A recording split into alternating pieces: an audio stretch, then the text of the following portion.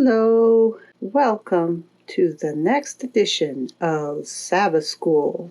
As you can see here, we are looking at, well, you might not be able to see, we are looking at something called a common wax bill, or at least a Lego rendition of it.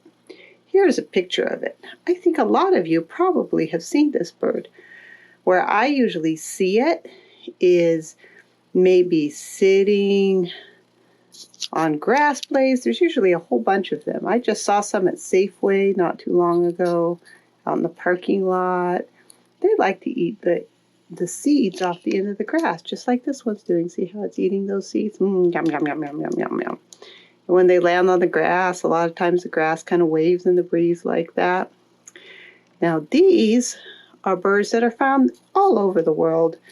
And this is about the size the bird is in real life if you were to hold it in your hand. Just little tiny birds.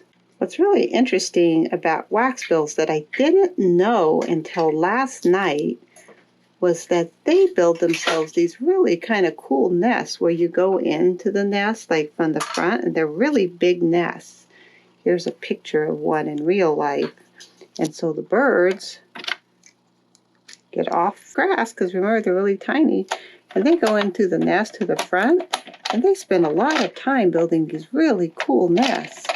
So they can go in and sit on those eggs. See them all in there with all those little baby eggs? Because they're so excited about their babies, they spend all this time, hours and hours and hours, building that nest so that they can have little babies in there. So in our story today, we're going to learn about an old couple had a baby when they didn't expect it, because everyone's excited about babies, even birds. Look how much work they go through to have a baby.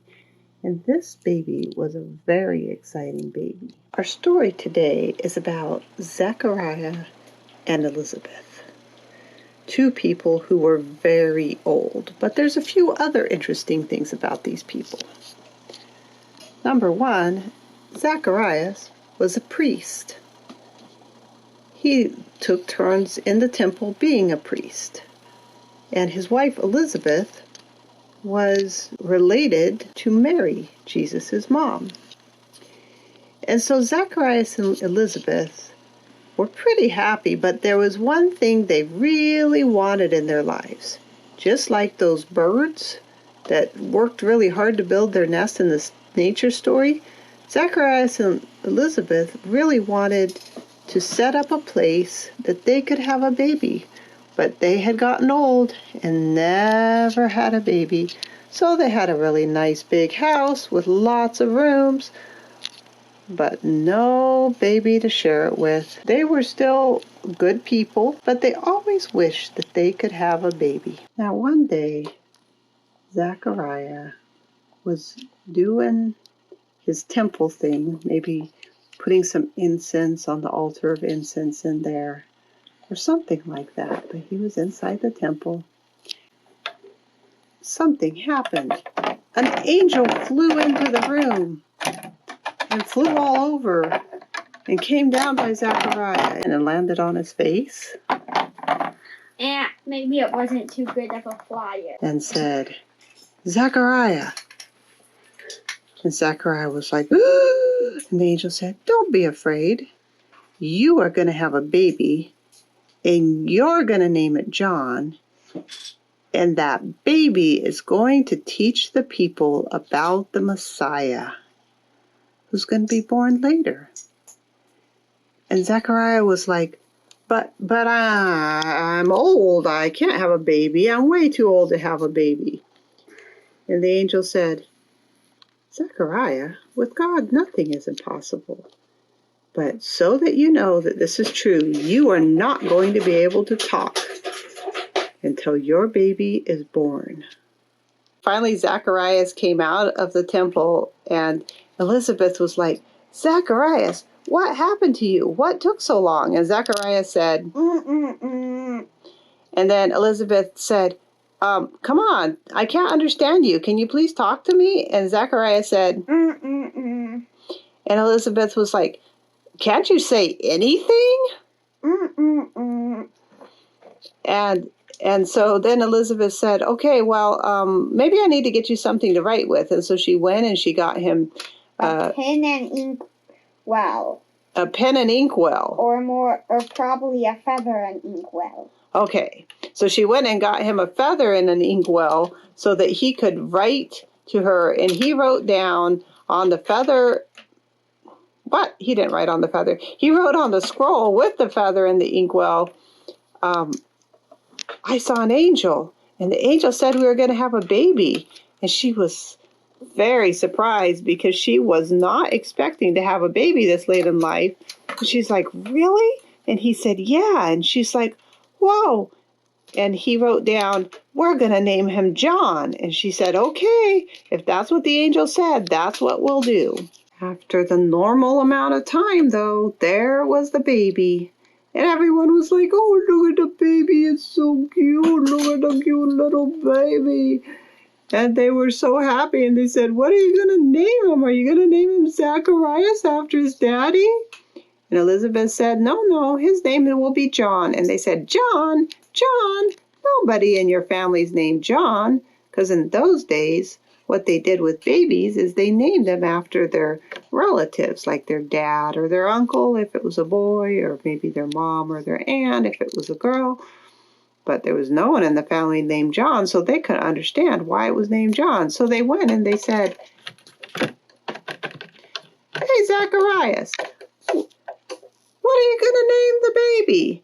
And Zacharias got out his scroll and his pen, and he wrote down, his name is John.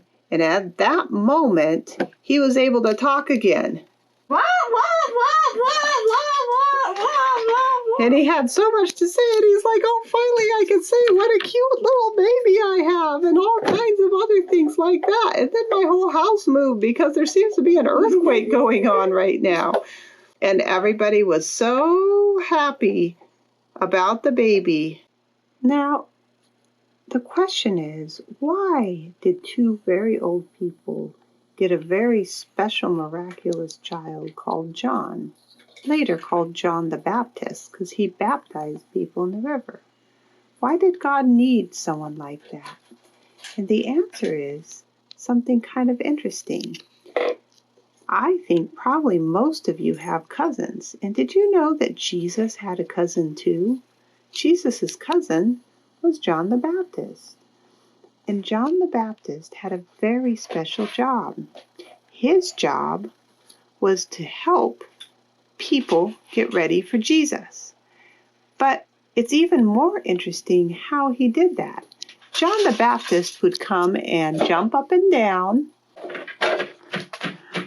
and say, come on, guys, repent. And a lot of people just said, man, that is a crazy guy. But they all came to see because they thought, whoa, this guy is so crazy. But what he did was really show people that they had things they needed to do before the Messiah could come. And he told them the Messiah is going to come, but he wants you guys to have your hearts ready for him. He wants you to be ready to listen to what he says. So you guys need to think about God and be closer to God and to be ready for him to come. And you know that today we're waiting for God to come too. And we need to be ready for God to come just like the people in Jesus' day. Because we need to be happy when Jesus comes and excited that he's going to be here with us and not thinking, he's just ruining my fun. I can't play my video games anymore or things like that. Because you know what? Having God here is going to be so special. And so all of us need to get our hearts ready for God to come, just like these people needed to get their hearts ready for Jesus to come. And John was God's special messenger to help the people get ready. Our memory verse today is, prepare the way for the Lord, make his paths straight. And just like John would take people into the river and baptize them, that was helping prepare their hearts for the Lord. And we need to prepare our hearts for the Lord and help others prepare their hearts for the Lord so that when God comes, we are ready for him. I'm excited about Jesus coming and not having all the problems that we have right now, and I hope each of you are too. Thank you so much for joining us.